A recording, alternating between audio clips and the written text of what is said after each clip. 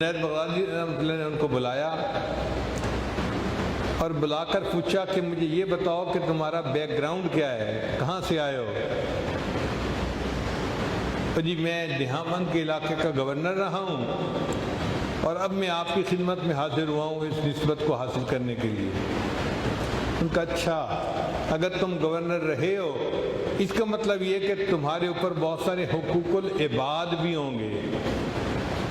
حقوق اللہ میں تو تم نے کوتاہی کی ہوگی، لیکن حقوق العباد میں بھی کوتاہی کی ہوگی، اور جب تک بندہ حقوق العباد کو پورا نہ کرے اس نسبت کا اہل نہیں بن سکتا۔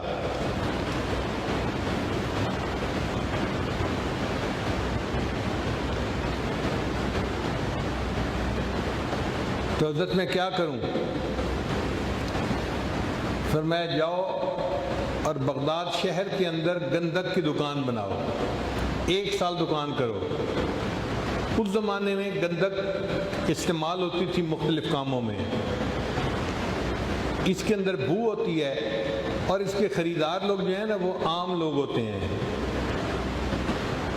تو گندک کا کاروبار کوئی اتنا اچھا کاروبار نہیں سمجھا جاتا، بو والی جگہ پہ ہر وقت بیٹھنا پڑتا ہے۔ اب حضرت اصل میں ان کا نخرہ توڑنا چاہتے تھے، گورنر تھے نا، محلات میں زندگی گزارنے والے تھے، ہر طرف نوکر چاکر ہوتے تھے، تو حضرت ان کو ان کی اوقات سمجھانا چاہتے تھے، تو فرمایا کہ جاؤ 1 سال دکانداری کرو۔ اب شیخ کے کہنے سے دکان تو بنا لی، آنے والے بھی ان پڑھ ہوتے تھے اور چھوٹی چھوٹی بات پہ جھگڑا کرتے تھے، اور گورنر صاحب سے نازک مزاج، تو ان سے ڈیل کرنا بڑا مشکل ہوتا، برداشت کرتے، صبر کرتے، مگر اس انتظار میں تھے کہ وہ وقت کب آئے گا کہ میری اس دکان سے جان چھوٹے گی۔ 1 سال مکمل ہوا تو شیخ کے پاس گئے، حضرت میں نے آپ کی بات پوری کر دی، 1 سال گندک کی دکان میں نے کر دی۔ فرمایا اچھا تم وقت گنتے رہے ہو، جاؤ 1 سال اور دکانداری کرو۔ اب احساس ہوا کہ اس کو بوجھ نہیں سمجھنا، اب شیخ نے جو کہا ہے تو اس میں حکمت ہے، چنانچہ اب غریبوں کے ساتھ ملنا جلنا بوجھ جو تھا وہ ان کو اچھا نظر آنے لگ گیا، ڈاؤن ٹو ارتھ ہو گئے۔ پھر انہوں نے وقت کا حساب لگانا چھوڑ دیا۔ 1 سال گزر گیا تو جنید بغدادی رحمۃ اللہ نے پوچھا کہ بھئی کتنا وقت ہو گیا ہے؟ حضرت میں نے تو ٹائم کا خیال رکھنا ہی چھوڑ دیا۔ انہوں نے فرمایا کہ ہاں تمہیں 1 سال اور بھی ہو گیا ہے، اور اب تم نے وہ کام کر لیا جو میں نے کہا تھا، اب ایک کام اور تمہارے ذمہ لگاتا ہوں۔ تو یہ دل میں خوش ہوئے کہ چلو گندک کی دکان سے جان چھٹی، کوئی آسان کام مل جائے گا۔ حضرت میرے ذمہ کیا کام ہے؟ فرمایا یہ کشکول پکڑو اور بغداد شہر کے اندر سارا دن بھیک مانگا کرو، اور تمہیں کھانا کھانے کی اجازت نہیں ہوگی، جو وہ تمہیں کچھ ملے گا وہ خانقاہ کے فقراء کو لا کے دینے تم نے۔ اب ایک بندہ گورنر رہا ہے، اس کو کشکول پکڑا کے گئے جی کہ شہر میں بھیک مانگو، اتنی ذلت برداشت کرنا کوئی آسان کام نہیں ہے۔ اب کشکول پکڑ کے یہ آئے اور انہوں نے بازار میں بھیک مانگنی شروع کر دی۔ اب چہرے مورے سے سوالی تو لگتے نہیں تھے، لگتا تھا کہ یہ تو بڑا کھاتا پیتا اور اچھی پرسنالٹی والا بندہ ہے۔ جب بھیک مانگتے تو لوگ آگے سے ان کو تیکھی نظروں سے دیکھتے کہ بھئی تم کیوں یہ کام کر رہے ہو، کوئی کام کرو اور عزت کی روزی کھاؤ۔ اور کچھ لوگ ان کو لان تان بھی کرتے، شرم نہیں آتی، صحت مند ہو، بھیک مانگ رہے ہو۔ اب یہ لان تان بھی برداشت کرنی پڑتی اور لوگوں کی نظریں بھی برداشت کرنی پڑتی، اور اللہ کی شان دیکھیں کہ ان کو 1 سال تک کسی بندے نے کچھ بھی نہیں دیا۔ یہ شیخ کی دعا تھی، دل میں احساس تھا کہ میں گورنر، میں اگر کسی سے ہاتھ پھیلاؤں گا تو لوگ تو پتہ نہیں کیا کچھ لٹا دیں گے۔ جب 1 سال تک کچھ نہ ملا تو مخلوق سے جو امیدیں تھیں وہ ساری کٹ گئیں، احساس ہوا کہ میں کچھ نہیں ہوں۔ وہ جو میں تھی نا اس کو شیخ نے نکال دیا اس طریقے سے. پھر 1 سال کے بعد دوسرا سال پھر بھیک مانگی، مگر اب لوگوں نے کچھ تھوڑا تھوڑا ان کو دینا شروع کر دیا. جو ملتا یہ لا کے خانقاہ کے فقیروں کو دے دیتے اور خود بھوکا رہتے. سارا دن شہر میں چلتے پھرتے، تھکتے تھے، ذلیل و خوار ہوتے تھے، مگر کھا پی نہیں سکتے تھے. وہ لا کے فقراء کو دے دیتے تھے، خود بھوکا رہتے تھے.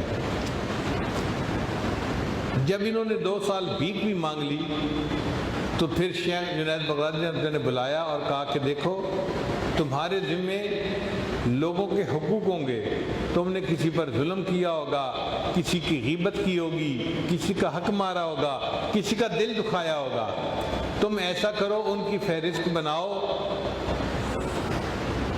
حضرت مجھے تو یاد نہیں ہے کہ میں نے کیا کیا، باتیں یاد تھوڑا رہتی ہیں.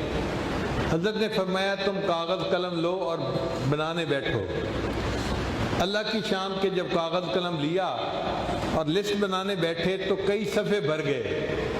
فلاں کے ساتھ یہ زیادتی کی تھی، فلاں کو معمولی بات پہ میں نے سزا دلوائی تھی، فلاں کے ساتھ یہ کیا تھا، فلاں کی دل آزاری ہوئی، فلاں کے ساتھ یہ ہوا. 2-3 کاغذ بھر گئے. لا کے شیخ کو دکھایا، حضرت ان لوگوں کے حقوق میں میں نے کوتاہی کی ہوئی ہے. حضرت نے فرمایا تم نہاوند کے علاقے میں واپس جاؤ اور ان لوگوں سے حقوق معاف کروا کے واپس آؤ. یہ واپس تو چل پڑے، لیکن جب شہر میں داخل ہوئے نا اس وقت احساس ہوا میں اس شہر کا گورنر رہا ہوں اور اب میں عام آدمی کی صورت میں اس شہر میں آ رہا ہوں تو لوگ میرے ساتھ کیا سلوک کریں گے. اور وہی ہوا. شہر میں داخل ہوئے تو 5-10 نوجوان کھڑے تھے. انہوں نے دیکھا، ایک نے کہا یار یہ وہی پاگل نہیں جو پہلے گورنر تھا. دوسرے نے کہا لگتا تو وہی ہے جس نے گورنری چھوڑ دی اور یہ پاگل آدمی ہے جس کو دنیا کا کوئی احساس نہیں ہے. خوب سنائی انہوں نے. اب یہ ان لوگوں کے پاس گئے جن کے انہوں نے حق مارے تھے اور ان کو کہا کہ بھئی میں معافی مانگنے آیا ہوں، تم مجھ سے کوئی مشقت کروا لو، کوئی سزا دے لو، لیکن مجھے خدا کے لیے معاف کر دو. کسی نے کہا اچھا 1 گھنٹہ دھوپ میں کھڑا ہو کے دکھائیں. تو 1 گھنٹہ دھوپ میں کھڑے ہوئے، اس سے معافی مانگی. کسی نے کہا میرا گھر تعمیر ہو رہا ہے، تم 1 مہینہ میرے گھر میں مزدور بن کے کام کرو. اس کے گھر میں مزدور بن کے 1 مہینہ کام کیا، اس سے معافی مانگی. ہر بندے کی مرضی کے مطابق سزا برداشت کی. 3 سال لگے لوگوں سے معافی مانگنے میں. اب آپ اندازہ لگائیے 3 سال شیخ کے پاس لگ گئے تھے اور 3 سال یہاں لگ گئے، 6 سال لگ گئے اور ابھی تک شیخ کی صحبت میں بیٹھنا نصیب نہیں ہوا. 3 سال کے بعد جب سب لوگوں سے معافی مانگ لی تو شیخ کی خدمت میں حاضر ہوئے. حضرت میں نے حقوق العباد بخشوا لیے ہیں، سب سے معافی مانگ لیا ہے. فرمایا اچھا اب تم ہماری مجلس میں بیٹھا کرو. 6 سال کے بعد جنید بغدادی رحمۃ اللہ نے انہیں اپنی مجلس میں بیٹھنے کی اجازت عطا فرمائی. لیکن چونکہ محنت بہت تھی، مجاہدہ بہت تھا، قربانی بہت تھی، اللہ کی عنایت کی نظر ایسی ہوئی اب شیخ کی 1 دن کی صحبت ان کے دل کو منور کر دیتی. ایک مجلس ان کے دل کو منور کرتی تھی، فائدہ ہوتا تھا.